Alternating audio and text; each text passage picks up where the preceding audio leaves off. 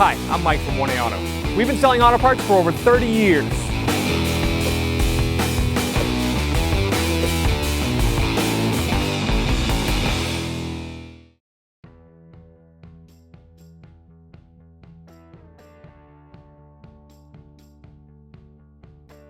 Hi folks, Sue here at 1A Auto.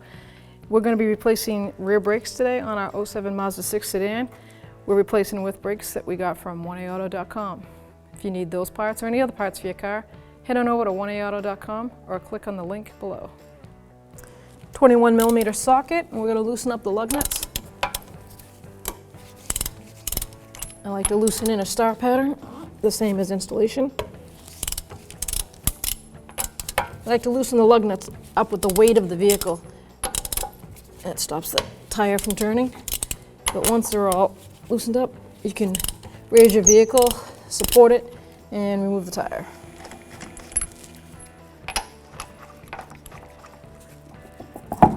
Just give it a wiggle off. Sometimes it's stuck on the hub. I will put a lug nut on finger tight and smack it back and forth. That way the tire doesn't bounce off of me. I'm going to open the bleeder screw. It is a 10mm socket or a wrench. I'm going to crack that open. I just want to make sure that it will turn, because with the caliper unmounted, it's really not friendly to try to break that free if it's frozen. So I'm not going to leave it open. I'm just going to make sure that it'll spin open with a wrench. So now that I know that that's workable, I'm going to dismount the caliper from the caliper bracket. That's a 14mm wrench. I'm just going to break the caliper away from the bracket on the caliper slider pins. Then I'll undo the top. This style caliper is what they call a twist piston. It's a screw piston style. So I'll show you how to turn that piston back into place with a tool that we sell on 1AAuto.com. So I've cleaned out the notches on this twist piston. It's a screw piston caliper, because I want to see what style and what size I need. So the tool to push that back looks like a square, and it comes with all different options for this style piston. Pretty neat tool. So I'm going to go with the option of, let's see, you don't have to use all 4 of them. So let's just set it in there and see what fits the best. I've got 2 right here. See if they fit in the notches nice and easy. And they don't. Let's do the 4. And there it is. Use a 3/8 extension and a ratchet, and you clockwise push that piston in. But before you do any of that, now we have to reopen the bleeder screw. Because you never want to push a piston back on any vehicle that has ABS without the bleeder screw open. You can damage your ABS module. It doesn't have to be completely wide open, just enough so that the fluid will come out. I have a catch pan underneath. Now with firmly holding the caliper, I'm going to line up those 4 holes again with the tool, and I'm going to spin and twist.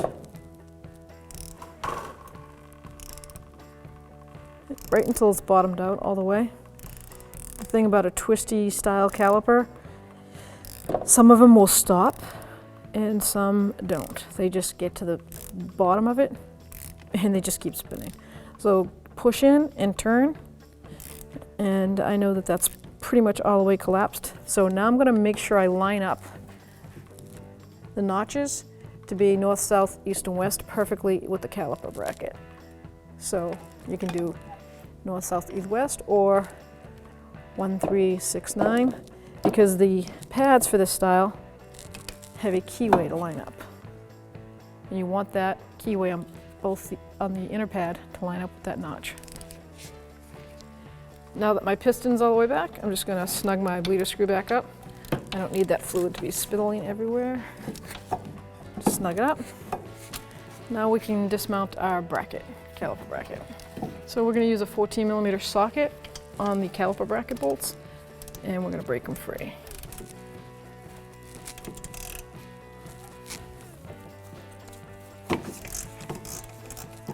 This lower one has this access port that you put an extension on your 14mm socket.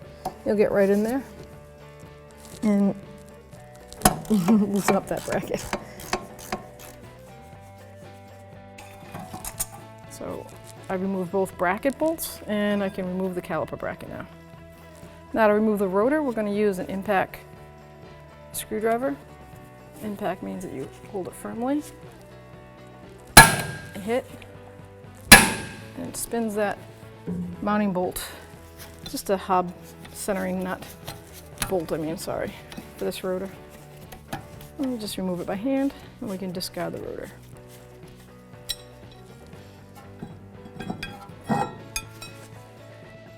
Removing the pads on this bracket, if they were frozen, you would have to hit them with a hammer. This one is pretty easy. They just slide right out.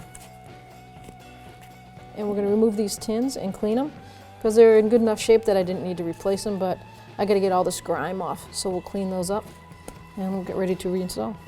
Here we have the rear brakes for an 07 Mazda 6 sedan. We've got the replacement parts from 1aauto.com and the parts that were removed. They're not OE, they've been replaced at some point. The part from 1A Auto is nice cross-machined, cross-cut. It's front and back. Comes with the milled mounting holes that screw into the hub. And an actual removal hole. If this was frozen on the hub, you'd put a bolt in there and it pries it right off. Pads have a cut angle on them to stop brake dust from building up. If they're not cut like this, sometimes you'll find them, they'll fill the cooler line. It just keeps the brake pads cool, fills up with brake dust, and you don't want that. If you need these parts or any other parts for your car, click on the link below and head on over to 1aauto.com. I'm going to clean the caliper bracket hardware. This looks like somebody put actual caliper grease on the outside, which is not supposed to happen. You only want the grease on the bracket side that's actually hitting the bracket. This outside stuff like this, that's not right. It's going to fill up with dirt. As you can see, it's loaded with road dirt, brake dust. And you want a clean surface for the pad to slide back and forth on. Now that my tins are clean, I'm letting them dry, and I'm going to use a wire brush to take the rust and any grime off of the caliper bracket where those tins are hardware is going to sit.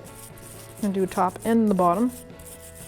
Then we'll get ready to take our sliders out, clean them up, and reapply clean caliper slider grease and install them.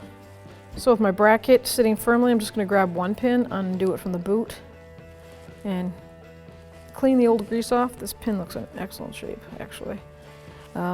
Examine the boot, make sure there's no tears, no pinholes. You don't want any water getting in there or dirt.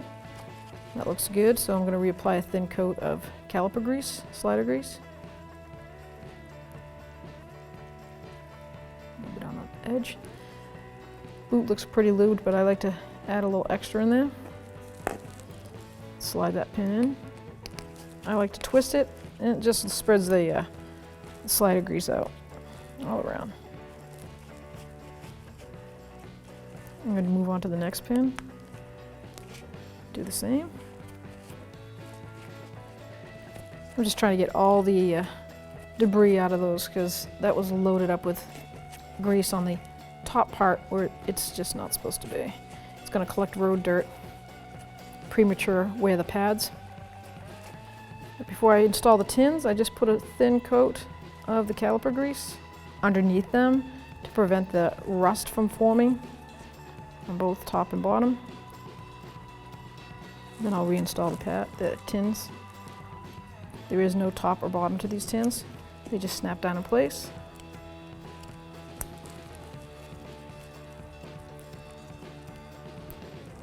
Now we're ready to install the rotor and the caliper bracket. I'm going to clean the packaging clear coat off of this first before I install it. I just like to get the front and the back part of it. just an anti-rust coat that they put on. I'm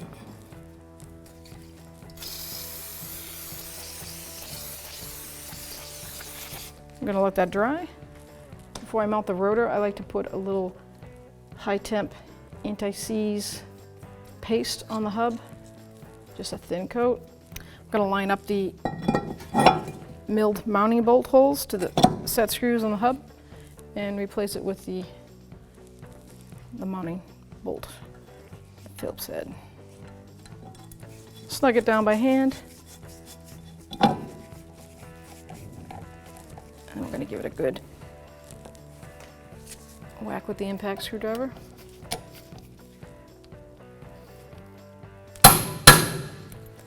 Now if that's firmly mounted, I can mount my caliper bracket. Just slides right down in. Get your top bolts, line it up. Then I'm going to put the bottom bolt in. Start it with my fingers. Now that I have the mounting bolts tightened finger tight, I'm going to torque them to 49 foot-pounds.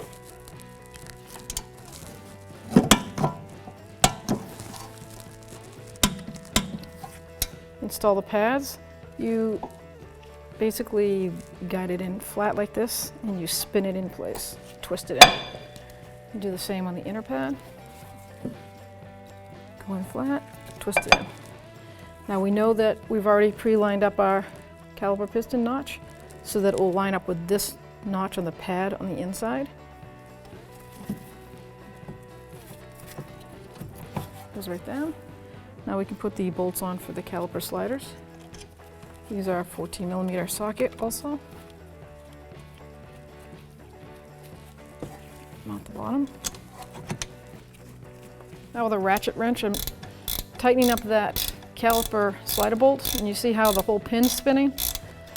So we can't have that. So this is a 17mm head on that. So I'll put a wrench on it, and that way I can hold it firmly, and I can tighten down the mounting bolt for the caliper slider. These do have a torque spec to them. It is 16 to 23 foot-pounds. So I am just gonna bottom them out with my ratchet and then torque them down. Like I said, this is gonna be 23 foot-pounds.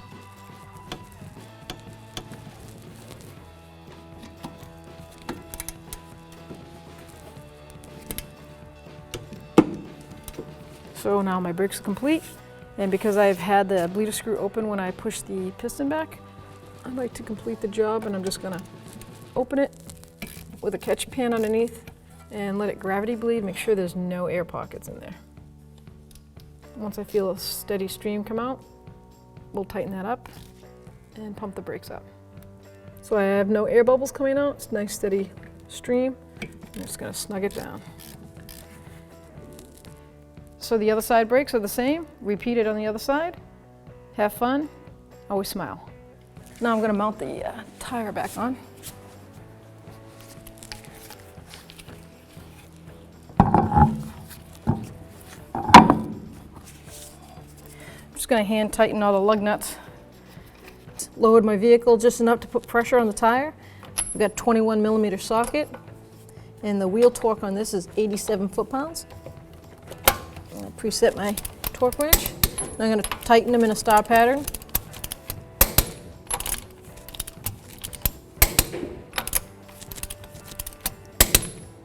I'm going to do it twice, just to confirm it's all seated.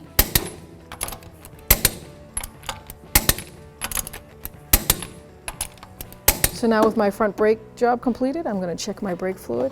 Come up here to the master, take the cover off.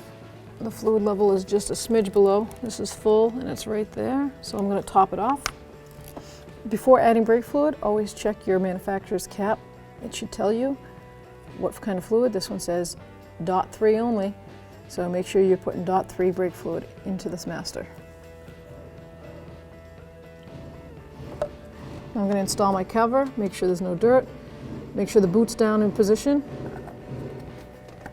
lock it down. I'm going to pump my brakes up,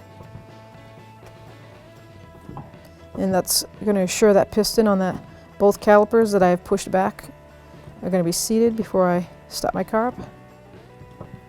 It's nice firm. It's right there. So now we're ready to road test the vehicle. Thanks for watching. Visit us at oneauto.com for quality auto parts, fast and free shipping, and the best customer service in the industry.